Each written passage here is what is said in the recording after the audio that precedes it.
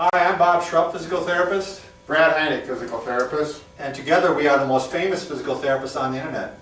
In our opinion, of course. Brad, this is a good topic today that we're going to talk about, which reminds me that you're going to want to subscribe to us if you're 40 or 50 and over.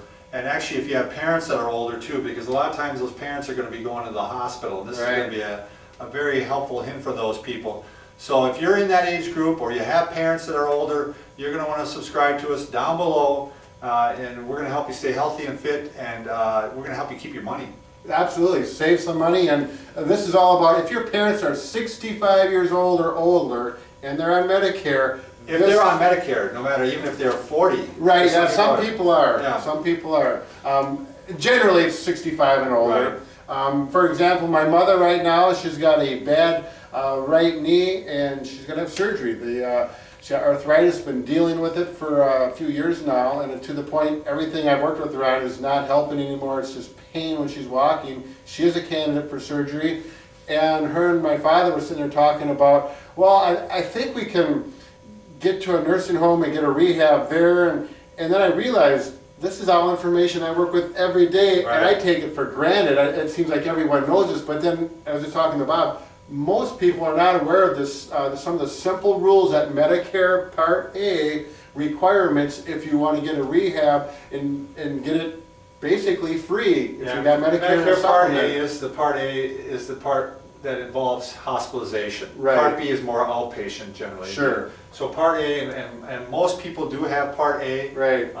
Unless you have unusual railroad insurance or something like that. You worked on the railroad or for the government and some other program. So the big thing, if you're going to the hospital and you think you're not, for a surgery of some sort, and you think you're not going to be able to come home and live independently without help. Maybe going to a nursing, you're thinking you may have to go to a nursing home for a short period of time. Or even if you don't think that way, you may end up being that way. So you really want to make sure. If the surgery doesn't, if it's a one-day surgery, you should be walking later, you get an infection or something of that nature. You never know when you're going to need some rehab in a skilled facility. Right. And so this is a key right here. Right here, you have to have a 3-day stay in the hospital. Right. 3 nights. And I don't care, a lot of times you may have to strong arm the doctor into maybe adding that extra day and say, no, my mother, my father, my spouse, they need to stay in the hospital for that extra day. Because once you have those 3 days, once you go to the skilled nursing facility, which is a nursing home, in most instances, you then are eligible for 100 days of rehab or 100 days of staying in the nursing home with certain other conditions. Right. And generally, the first 20 days are paid for 100%. Right. And then it's on a declining scale. And I'm not going to go, I don't know the details on that. A lot of times if you have a supplement insurance, I'm sorry if I'm jumping in there. If you have a supplement insurance, sometimes it'll pay for the full 100 days of the nursing home. Right. Which was the instance of my mother-in-law. So. Sure.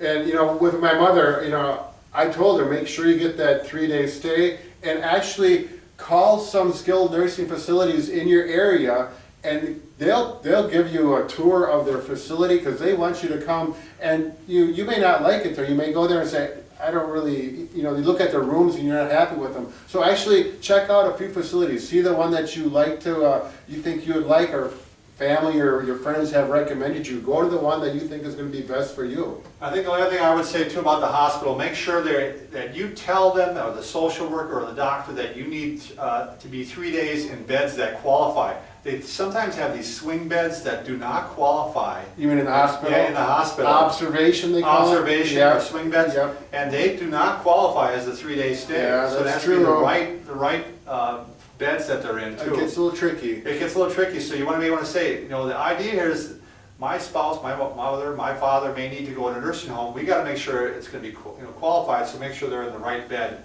at the hospital. And right now I have a gentleman that was in for 2 days, and he's in a skilled nursing facility with a broken hip. We used a lift to get him out of the wheelchair into the bed. That's his condition. 2-day stay, he did not qualify. Do you have any idea what he's paying per night at that, Bob? I don't know. Do you know? No, I thought you would. Oh. Ballpark. It's more than $100 a night. That's right. It's like $500 probably. Well, the rehab probably is paid for at this point, but it could be $300, $400 depending where you're at. I mean, this is really expensive. This can break somebody very quickly. You bet. This is not a small issue, and I haven't seen it a lot, but I've seen it. Mm-hmm. And I've seen it in cases where that person could have easily stayed in the hospital for another day Right. if a family member would have put their foot down and said, no, they are not leaving. Right. Right. You can watch them for another day. Right. So, Okay, good hint. so keep care of your parents.